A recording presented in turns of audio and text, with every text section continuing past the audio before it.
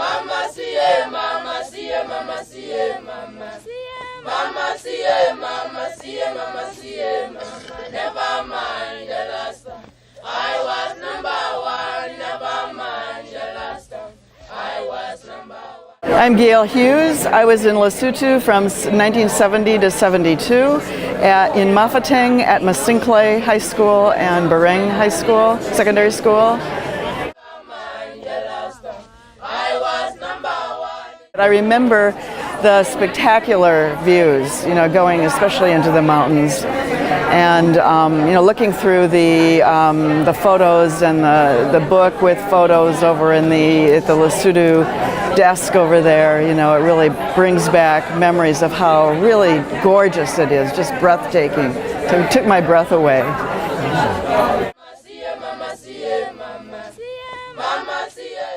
Have you ever gone back? I haven't. Have you thought of it? No. I have thought of it, but I'm worried that I would be disappointed, quite frankly, because Lesotho has gone through some hard times. I was there quite a while ago, and since then they've gone through the AIDS epidemic and so on. And I understand that there is crime, whereas there was no crime when I was there. So I hesitate because I'm afraid it'd be hard for me to take. My name is Don Gray. I was in the Peace Corps in Malawi for 2 years in the mid-60s, 64 through 66, and also in the country of Lesotho for 4 years, 1972 through 1976.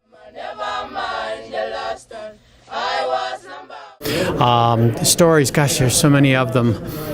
The friendships that we made while we were there, the opportunity to teach in conditions that we'd never dream of having in this country, but understanding that the teaching was probably even more effective because of the enthusiasm of the students and the warm reception we received wherever we went. In terms of detailed stories, I could tell lots of stories about snakes and insects and the kinds of things that you run into in a lot of these countries in Africa, but those are insignificant compared with the friendships that you make and the difference that the experience has made in your own lives. My name is Wade Della Grana, and I was in Lesotho from 1977 to 1979. And Peace Corps has really never left me. My experience in Lesotho has never really left me. It has really become a part of who I am. I've been back multiple times to my Peace Corps village with my family, with my kids, and also my students at a high school that I teach at here in Madison. So it really has become a part of me. Indeed, perhaps it was the toughest job I ever loved, and I certainly brought back more than I left. But it has been a wonderful experience, and I certainly recommend it to anyone. It really is a door in which one can see the entire world and the diversity of the world in which we live. So, Peace Corps, it has really become a part of me, and I loved it. Okay. My name is Tim Spanier. I was a Peace Corps volunteer in the country of Lesotho from 1975 to 1978. I taught mathematics at a high school called Schlotze. My best Peace Corps experiences is I met my wife, who's sitting right next to me here, who was an English teacher and geography teacher at the same high school I was at. Can you introduce your wife? My wife's name is Mameletse. Okay, would you say a couple words first? Because the mic went dead for us. Okay. Same thing.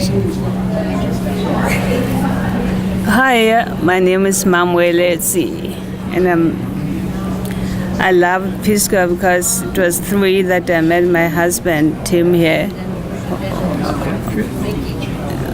Okay, thank you. I was Yvonne Safwat. Now I'm Yvonne Duncan. I was in Lesotho, Southern Africa, from 1978 to 1980, and my village was Hasaboche near Bute Bute. Okay, hi, I'm Kate Swenson. I was in Lesotho, 1979 to 1981, in the city of Maseru. Okay, now can you think of any? Okay, my name is Richard Rowan. I was a Peace Corps volunteer in Lesotho, 1979 to 83, and I was located mostly in a place in the mountains of Lesotho called Mamahao. and there are still volunteers there on occasion.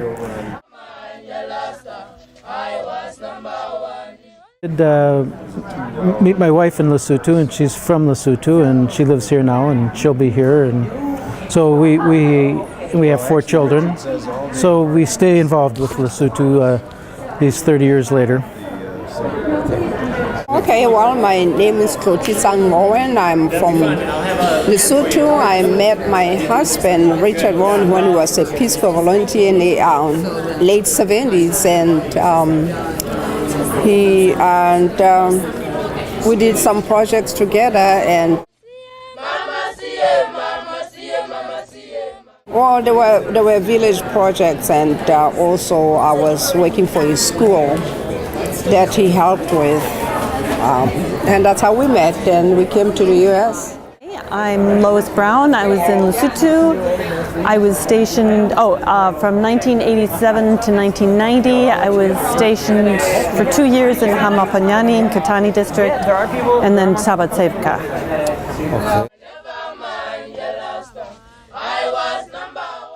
I had hiked to a village to do some extension work. And while I was there, it was an overnight trip, and while I was there it started to rain, and it rained torrentially for several days on end, and I couldn't do any work while it was raining because it was way too muddy, and I was in agriculture. And so I was starting to go stir crazy, and after about 3 days it looked like the rain was ending, and I declared that I was going to go home. And they said, oh no, you can't go home because the river that you have to cross is flooded. And I said, well, I'll find out if it's flooded when I get there. And but they said, oh no, you can't do that because, and I said, if it's flooded, I'll just stay in the village there until the flood comes down. And they said, oh no, you can't stay in that village because there are cannibals in that village.